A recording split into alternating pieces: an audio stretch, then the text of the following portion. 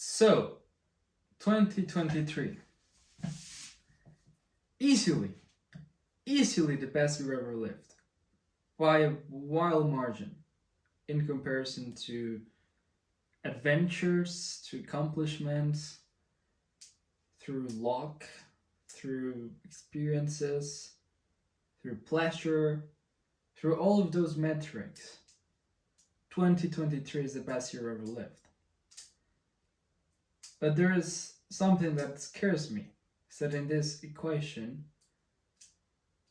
there was lots of luck. And some people say that luck doesn't exist. And I think I am one of those people. I think you create your own luck. But the creation of luck that I did to myself this year was humongous.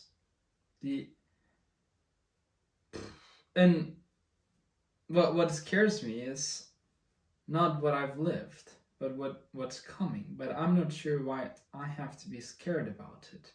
I shouldn't be scared of it.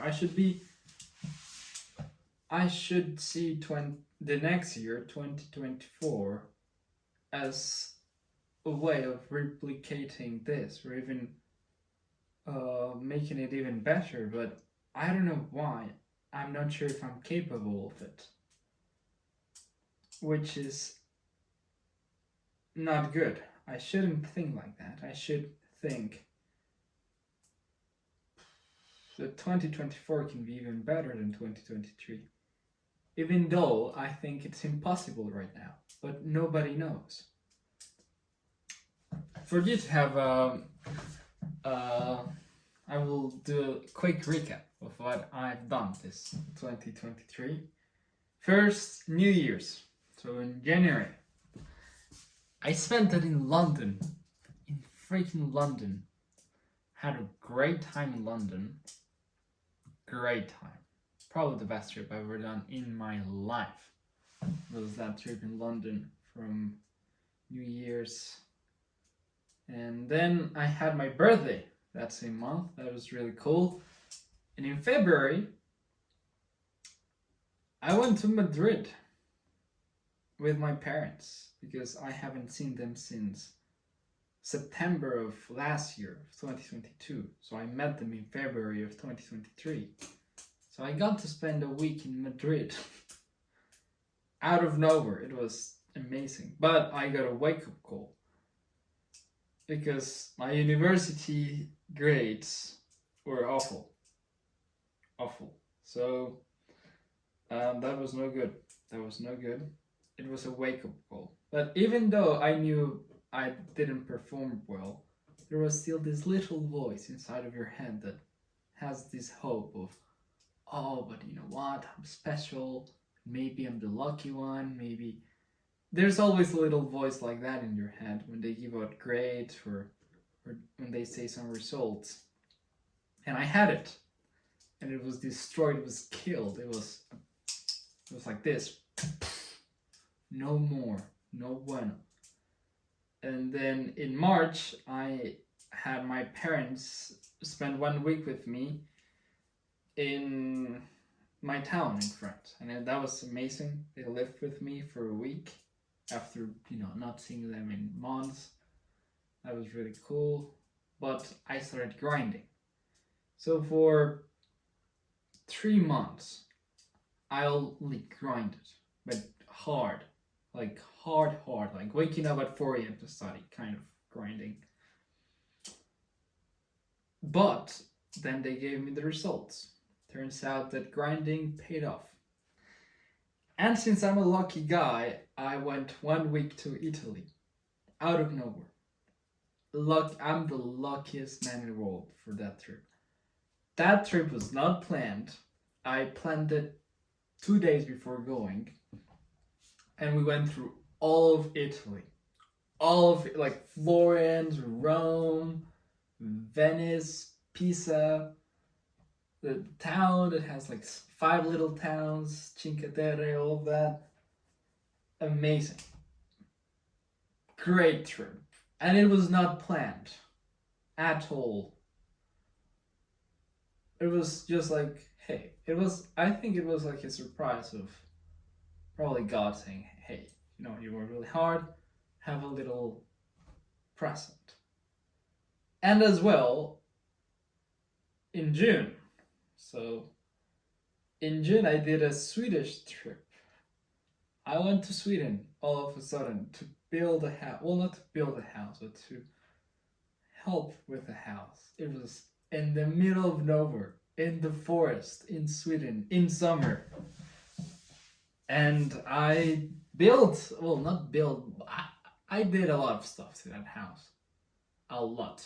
I cut the grass, I did some beds, some closets, I cooked.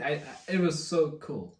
But it was in the middle of the forest in Sweden, of nowhere, in the middle of nowhere. That's what I like the most. And I did that all of June and practically all of July.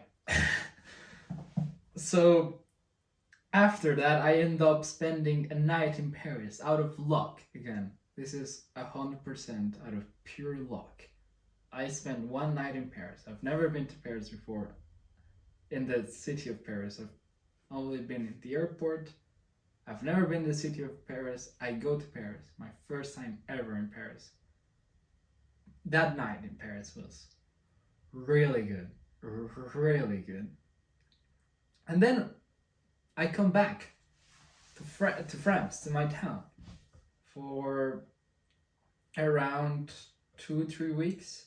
I'm in Montpellier, and I'm chill because I passed my exams. Everything is good. I have 3 weeks of vacation in my town. I have an apartment just to myself, where you can imagine I was with a lot of friends. We had a great time. We partied a lot. I met some cool people. There was an American group of people that I became kind of friends with. And then there was a really cool guy. His name is Lino. He's now a really close friend I met from that summer. And it was amazing. And then in August, I go back to Costa Rica for a month. All of August. I spent all of August in Costa Rica. That was a long trip. The longest trip. Longest trip was 11 hours in a plane, back and forth, and it was too much. But, going back home, seeing your friends, seeing your family again, seeing your dog. As much trips as you do, you need to go home every once in a while. Just to, I think. Or not. Well, I went home, it was nice, I liked it. But then September came. September was an amazing month as well. I come back to France. I have an apartment all by myself, a new apartment. I come to France on the 1st of September. I have classes on the 3rd. No, on the 4th. So I have 3 days because my apartment is fully empty. It has nothing. Nothing. I build a bed, the desk, the chairs, the office chair, the kitchen, the fridge. I do everything, all of that in like 3 days. Or less, like 2 days. Because the first day doesn't count. I was tired, I just came to sleep. And then I meet up my friends, my university friends again, for the first time since April, May, or June, or I don't know, for the first time in months as well. I meet my friends from university, which I have to say right now, I've become quite close to them. Probably my closest friends in my life are university friends. And that first month we don't do anything in university, just chill. Well, we do stuff, but it's really chill. So we just partied the whole month. It was amazing. We met some French people. It was so cool. And then in October, the party was over. So like, hey, yo, remember last year? We had a really bad semester. You don't want the same thing. So I had to grind. I grinded for 3 weeks. Really good. Like just studying again. But in the last week, so even in my grinding season, I had fun and luck. I'm a lucky guy, really lucky guy. We had a fall vacation, like autumn vacation, and I didn't have anything planned. I thought I was gonna stay in my apartment studying for that whole week. But I'm a lucky guy, so some friends, some close people, some really cool friends and people I met, they end up inviting me to this other friends out of nowhere. So we go to Saint Tropez and Monaco for a week. That was not planned. That was planned 2 days before the trip, like the Italy trip. It was out of nowhere. I didn't have it planned, but I ended up going to Saint Tropez and Monaco, which, wow, Saint Tropez and Monaco are, they're places. They're really cool places. And in November, things started getting more serious. So I started really studying, really studying. It's Thanksgiving. Of course, I don't have my family here, but I spent it with friends, and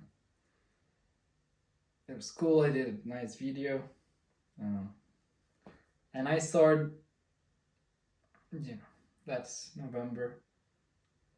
And in December, on the other hand, which is the month we are right now, another lucky thing happened.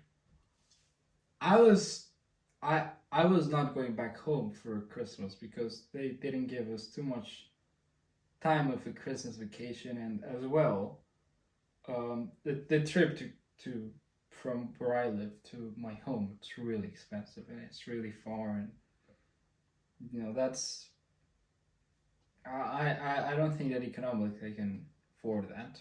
So I was not planning to do anything. I was planning to stay there 2 weeks in Montpellier, chill.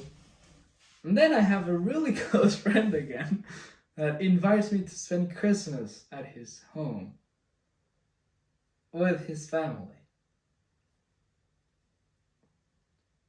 in the mountain of France, which is where I am right now.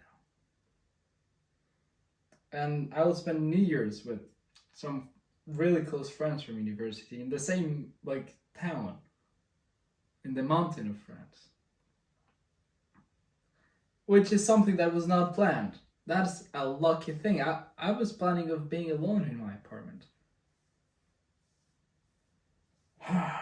But of course, in the beginning of the month, I had exams where I studied really well, and I didn't quite well. I think I've not done exams as well as those ones in my life.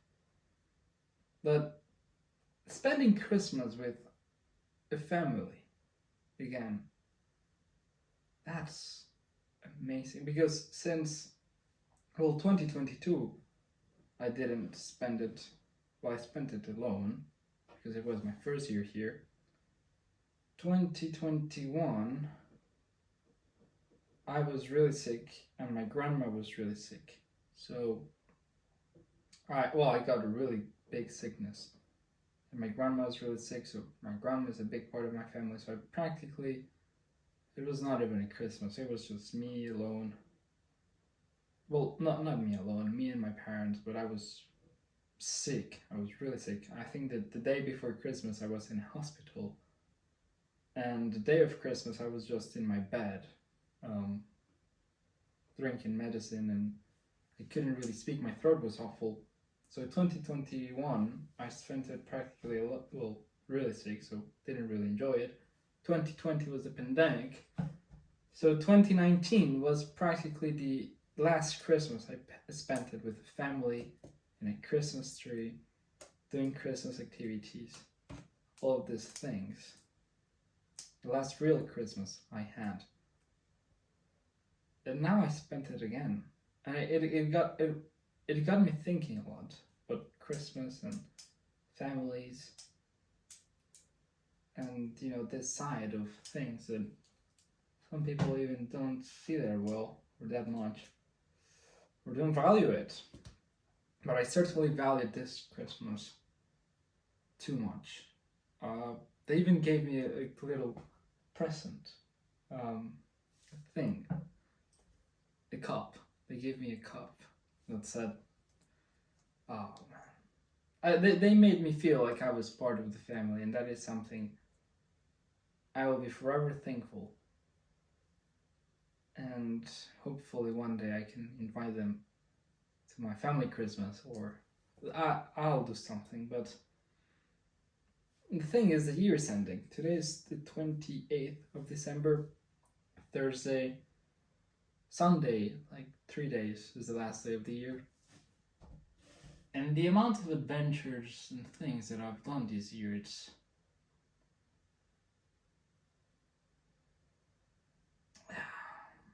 I don't have a logical explanation to all the things I've done. I come from a small country. Doing things like this is not common at all. And I'm not sure if I will run out of luck. It's like Chris Rock. Chris Rock has a really famous bit where he says that he always has a backpack in his home in case everything is fake and he has to run away. Well, I feel like that, which I shouldn't feel like that, but I do feel like that. Because the life I have right now, it's not... I don't know if imposter syndrome, or if I will run out of luck. I don't know what's the feeling, but it's a weird feeling. Who knows? Or I can just use it as fuel. And as well, I just did an interview. That's another thing. I felt so much pleasure this year that I got my fire. I call it fire.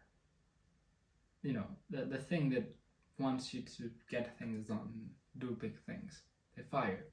My fire really fell down towards the end of the year. And that's something I don't like at all. And I'm scared that maybe next year the fire will not be there. The fire has to be there. Especially like interviews. I just did an interview yesterday, 27th of December. I don't know when will I upload it. I did it with a young guy, full of fire. That's what I need.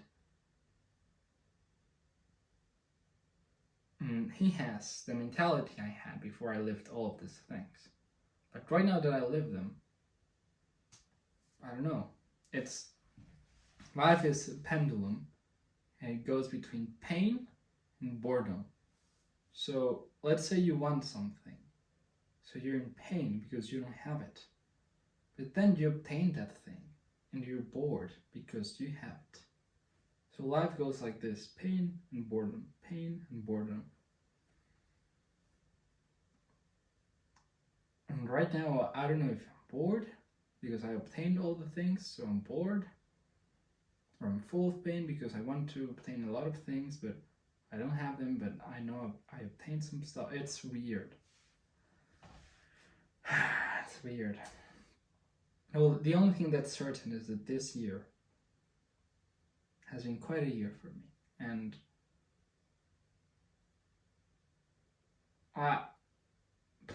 it's not certain that I will live a year like this in my life. Again, that's not certain. Everything isn't certain, but having lived a year like this, especially at such a young age,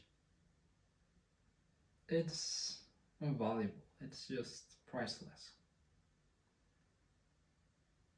And all of these adventures, these are the adventures I want to look back at it and be like, damn, I lived that. I did those things. I went there, I did this, I did that, I met these people, blah blah. That's really cool. And yeah, thank you for watching this video. Hopefully you can watch more videos. The one goal I have for next year is to be quite good at YouTube again, because that is something I really love. And this year I didn't do it as much as what I should have, which is sad, especially the interviews. I really want to do interviews. That's what I love the most in life, doing interviews. So if you don't do the thing you love the most in life, then what are you doing at the end of the day? 2024 comes with lots of uncertainty, and we'll see how it goes, because nothing is certain in this life. Just taxes and death. That's the only two things that are certain in this life. Yeah.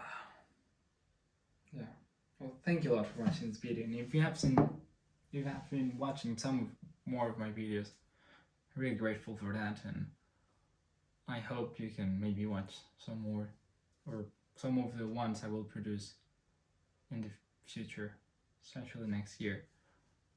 So thank you a lot, and see you in the next one. Bye.